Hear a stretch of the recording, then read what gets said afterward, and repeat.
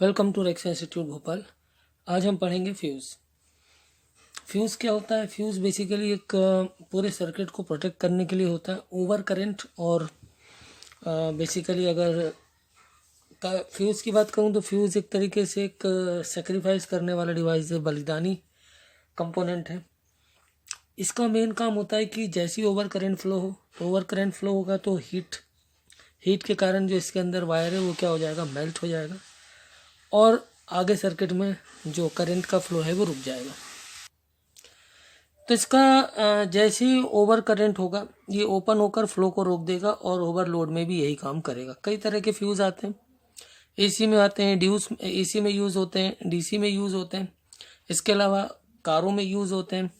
आपने देखा होगा जो पावर सप्लाई लैंप्स हैं वहाँ भी यूज़ होता है। इसके बहुत सारे टाइप्स हैं।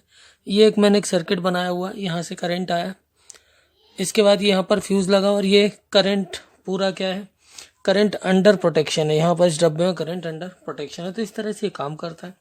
मतलब जैसे ही ओवर करंट आएगा, ओवरलोड होगा, करंट ज़्यादा फ्लो होगा, जिसके कारण हीट पैदा होगी और ये क्या हो जाएगा, गल जाएगा और ओपन हो जाएगा। तो करंट का फ्लो होना क्या हो जाएगा, रुक जाएगा। करंट जब भी ओवर होगा तो हीट के रूप में वो क्या होगा, उसका वेस्ट होना चालू हो जाता है। अगर हम फ्यूज़ की बात करें तो कई तरह के R014, R015, R016 इस तरह के फ्यूज़ आते हैं। इसके अलावा और भी बहुत तरह के फ्यूज़ आते हैं, तो मैं आपको दिखाता हूँ एक एक कर।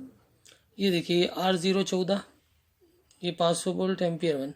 तो R014, R015, R016 इस तरह से इसमें पूरा लिखा होता है। इसके बाद अगला फ्यूज़ मैं आपको दिखाता हूँ। काम सबका वही है, प्रोटेक्शन करना। ये लो वोल्टेज फ्यूज़ 250 एम्पियर, कुछ इस तरह से ये लो वोल्टेज फ्यूज़ आते हैं। ठीक है, एक एक करके मैं सारे दिखा रहा हूँ आपको। ये रिवायरेबल फ्यूज़ेस हैं जो घरों में आपने पहले देखे होंगे। अगर ख़राब हो जाते हैं, उड़ जाते हैं, तो आप एक वायर यहाँ से लेके यहाँ तक क्या कर सकते हैं, इनमें यहाँ से यहाँ तक एक वायर बांध सकते हैं। ठीक है, अगला दिखाता हूँ। ये कार्ट्रिज टाइप फ्यूज़, एम्पियर वगैरह इसमें लिखा होता है। ठीक है, ये कार्ट्रिज है। ये बेसिकली ब्लेड बोल्टेड टाइप के फ्यूज़ हैं। ये आपके ब्लेड कारों में यूज़ होंगे ये। ठीक है, देखिए अंदर एक वायर लगा हुआ इस तरह से।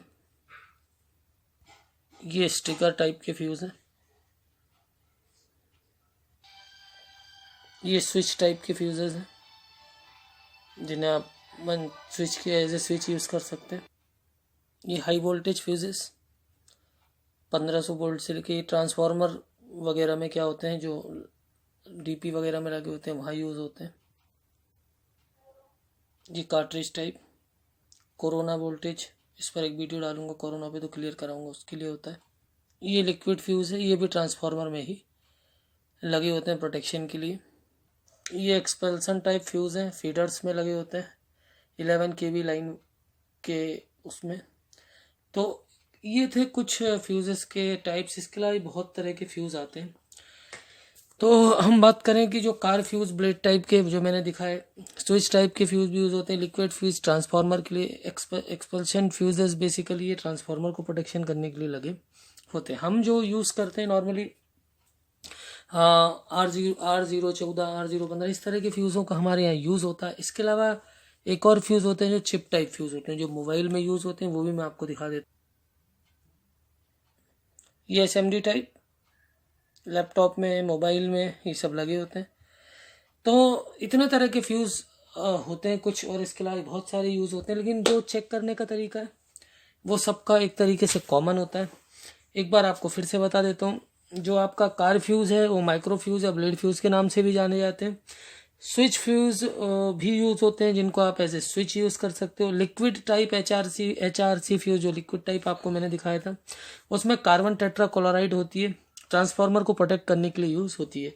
इसके अलावा कार्ट्रिज टाइप, ये कोरोना जो एट द अपर वोल्टेज बनता है उसको प्रोटेक्ट करने के लिए। कोरोना पर एक अलग से वीडियो डालूंगा तो क्लियर होगा। ये कोरोना नहीं, कोरोना वो हाई वोल्ट है, उसके बारे में बात कर रहा हूँ, तो उसको डिटेल से समझा दूंगा। तो इतने तरह के फ्यूज़ होते हैं। अब हम जो हमारे बेसिकली SMPS में लगे होते हैं उनको हम देख रहे हैं। इसके अलावा जितने भी 1 ओम से लेके 10 ओम 15 ओम तक की रेजिस्टेंस हैं, जैसे जो फ्यूजेबल रेजिस्टेंस जिसे कहते हैं, वो सब एक फ्यूज़ ही होते हैं, क्योंकि इनका जो रेजिस्टेंस पावर है वो बहुत कम होता है। तो अभी मैं एक आपको फ्यूज़ दिखा के उसको चेक करना दिखा देता हूँ SMPS में जो लगी होती है। तो ये देखिए मैं आपको ये SMPS में दिखा रहा हूँ ये फ्यूज़। सबसे पहले मल्टीमीटर कंटिन्यूटी पे ले लें। मल्टीमीटर को चेक करना है सही है कि नहीं। तो ये बीप आनी चाहिए और ये वैल्यू 0 होना चाहिए। ठीक है, अगर ये वैल्यू 0 नहीं हो रही, 1 2 ऐसे रुक रही है, तो मतलब इतनी एक्यूरेसी नहीं है मल्टीमीटर में। ठीक है, 100% ओके मीटरों में 0 ज़रूर होगा। चलिए मैं इसमें यहाँ रख देता हूँ। अब हम देख लेते हैं फ्यूज़ को। फ्यूज़ दिख रहा होगा आपको, ये फ्यूज़। अब ये दोनों तरफ से क्या होना चाहिए, वैल्यू देना चाहिए। आ रही है, सॉरी बीप देना चाहिए। आ रही बीप, ये आ रही बीप, तो ये मतलब फ्यूज़ ओके। तो ये अगर ख़राब होगा तो दोनों तरफ से बीप देना बंद कर देगा। अच्छा, जब भी किसी भी कंपोनेंट को आप चेक करें तो कुछ इस तरह से इसको क्या कर लें, रब कर लें। ठीक है, ये क्या रहता है, इसके ऊपर कार्बन डस्ट इस तरह की चीज़ें जमा हो जाती हैं। ठीक है, अब मैं आपको ये लैपटॉप में भी दिखा देता हूँ कॉमन सेंस रजिस्टर को कैसे चेक करना है। ये देख लीजिए आप,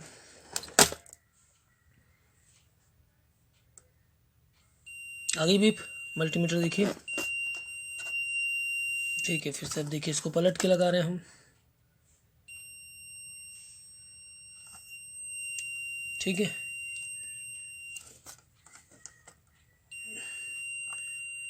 तो इस तरह से सारे फ्यूज़ों को हम चेक करते हैं। इसके अलावा चिप टाइप फ्यूज़ F लिखा होगा तो वहाँ भी जाके इसी तरह से आपको चेक करना है।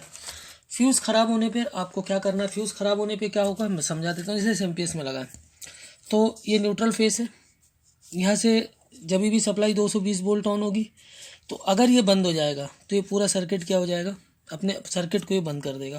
तो SMPS टोटल आपको डेड मिलेगा, ऑन भी नहीं होगा। ठीक है, इसी तरह से अगर यहाँ पर ये एज ए फ्यूज़ ही अगर माने इसको, तो अगर ये बंद होता है तो यहाँ पर वोल्ट इन पे जो सप्लाई जा रही है, वो जो वोल्ट इन से जो सप्लाई जो कॉमन पॉइंट इधर से और आनी है बैटरी से भी आती है, तो वो चीज़ फिर क्या होगी, आगे नहीं जा पाएगी। तो मतलब जो स्टेप डाउन पे जाना है, CPU पे जाना है, वो सारी चीज़ें सप्लाई है यहाँ से आगे नहीं जाएगी। तो मतलब आगे का टोटल काम ये रोकने का करता है, टोटल बंद कर देगा। जैसे ही बंद करेगा सप्लाई आगे नहीं जाएगी, सप्लाई आगे नहीं जाएगी तो फिर ये यहाँ से डायोड पर जो AC आना है वो DC नहीं कर पाएगा, कंडेंसरों पे नहीं आएगा। मतलब टोटल यहाँ पर क्या हो गया, सर्किट का आउटेज हो गया। और एक चीज़ बता दूँ, फ्यूज़ जहाँ भी लगा होगा जब भी वो ख़राब होगा तो साथ में 1-2 कंपोनेंट ज़रूर उड़ाएगा। ये चीज़ आप ध्यान रखिएगा।